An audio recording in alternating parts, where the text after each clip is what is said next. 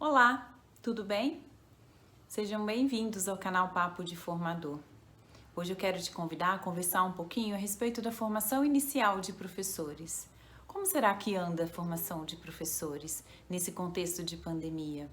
Vocês já pararam para pensar como que a gente tem desenvolvido as nossas aulas? Como que temos atuado nessa formação de professores?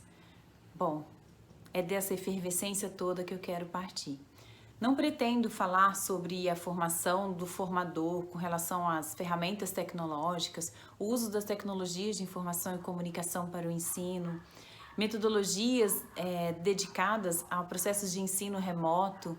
Então, não é sobre isso que eu quero falar. Hoje eu quero falar de você, formador.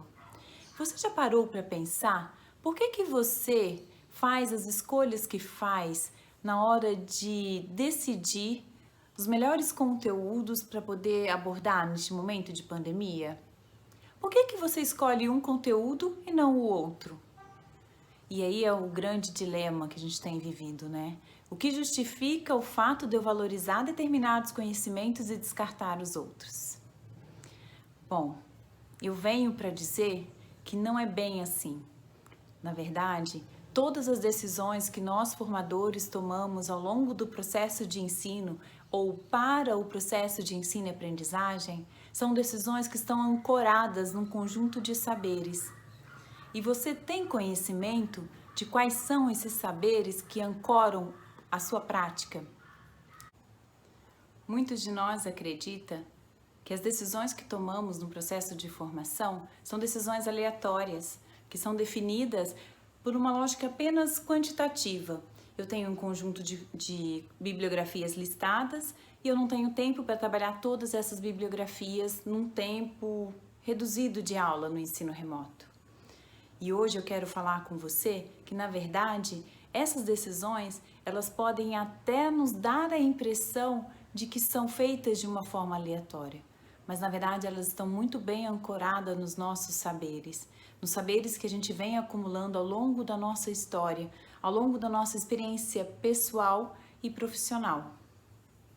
Parte desses saberes nós nos apropriamos, apreendemos e não temos consciência de como eles interferem no nosso percurso, na nossa prática, na nossa atuação.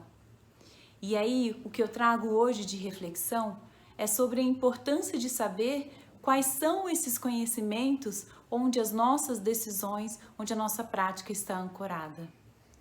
Alguns conhecimentos, eles são apreendidos ainda na formação inicial, no nosso primeiro contato com a academia, onde a gente tem acesso aos conhecimentos historicamente acumulados.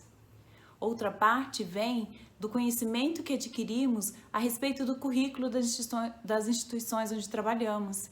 Então, a minha compreensão do currículo, ela me dá elementos necessários para tomar as melhores decisões.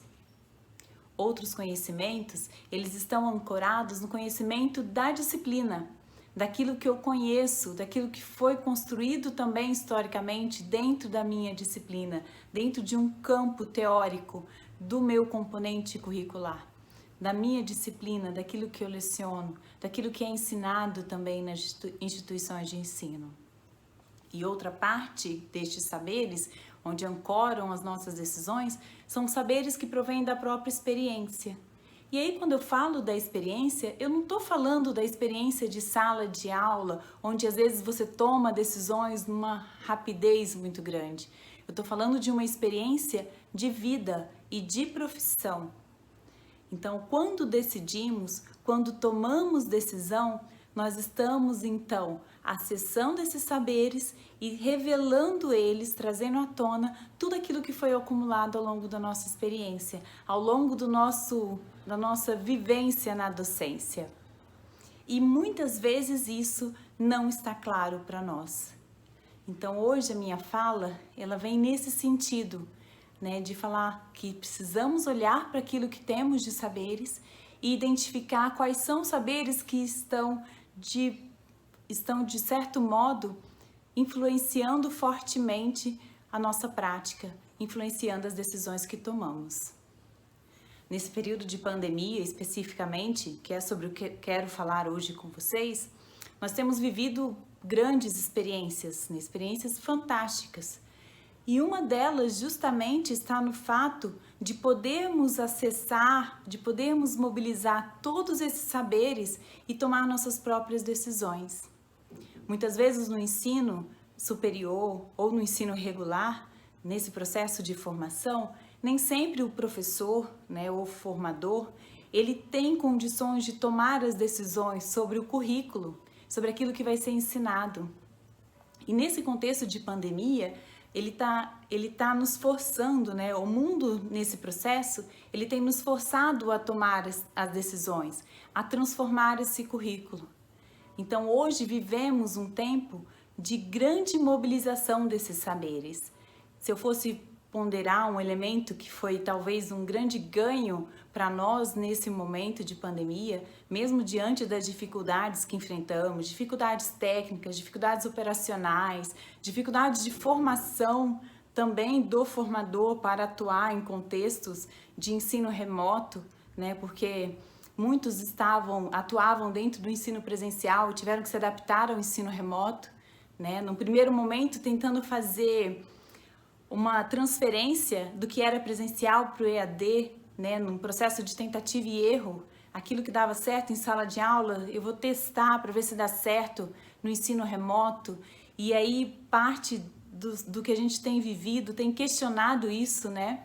Falado, olha, aquilo que é trabalhado numa modalidade presencial não cabe muitas vezes num processo de ensino remoto. Eu preciso ressignificar esse trabalho, eu preciso recriar uma prática para desenvolver. E aí nesse processo de recriar é que a gente vai acessando esses conhecimentos que estão ancorados, né, na nossa história. Então esse período ele tem sido muito significativo para isso. Então essa é uma grande reflexão que eu queria deixar. Outra reflexão que eu falei um pouquinho, mas não aprofundei, é sobre o fato de termos nos empoderado. Hoje a gente tem uma relação com o currículo um pouco diferente do que tínhamos até alguns meses atrás.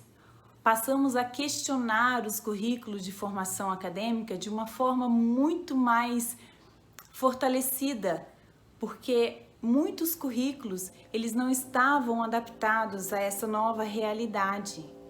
E aí o interessante é que questionar o currículo e a sua relação com a realidade é aquilo que a gente já vem discutindo há muito tempo sobre a formação de professores.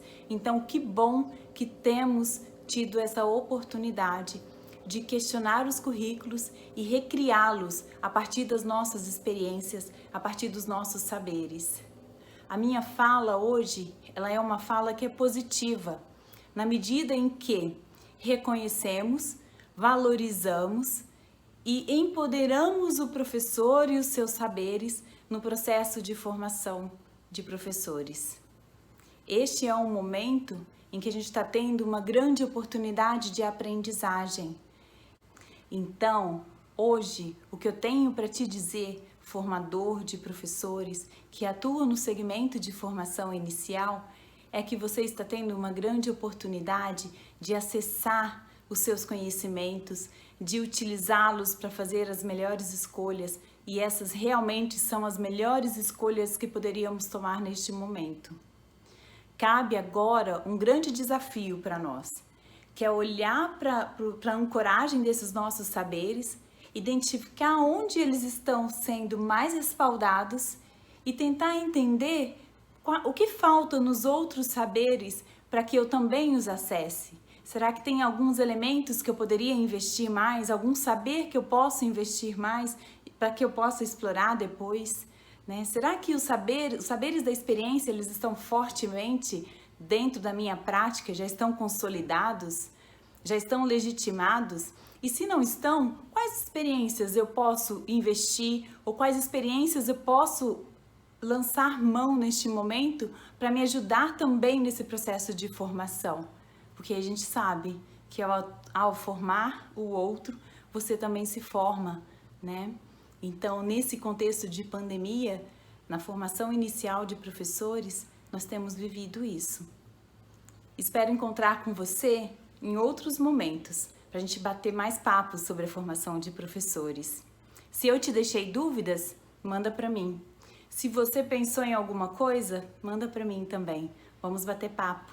Vamos falar um pouco sobre a formação inicial de professores? Você consegue enxergar quais são os saberes que ancoram a sua prática? Conta para mim, manda no e-mail, manda aqui no comentário.